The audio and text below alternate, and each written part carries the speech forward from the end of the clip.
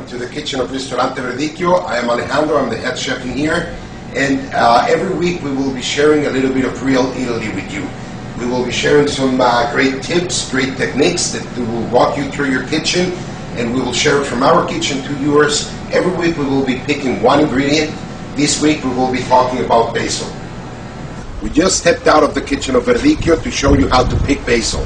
Then we're going to be doing a basil recipe, a traditional Ligurian basil pesto. First of all, let's talk about basil. Basil was originated in Northern Africa, however it was first domesticated in India. Then it traveled all over the world. There are different kinds of basil. This one that we have in here is sweet basil, and that's the most commonly used in Italian cooking. There are other kinds of basil that we're not going to be talking about right now. We're going to focus on this one. First of all, when you want to grow basil, you want to do it after the first frost, especially here in Canada. You want to wait until the end of May, probably June. You can grow them from seeds.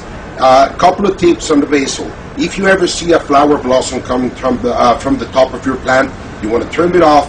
That way you will have an endless supply of basil throughout the season. Cutting the basil, it is very important not to cut the basil all the way from the bottom, because you will kill your plant.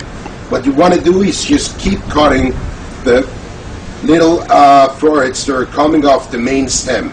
These florets will keep growing back every time, and you will be surprised. They will come back every 2-3 days. Okay, so now it's time to get hands-on. We're going to be doing pesto genovese.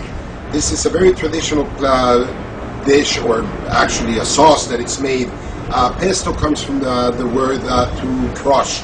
So the recipe is mainly crushing all the ingredients. Ingredients are sweet basil, a very good extra virgin olive oil.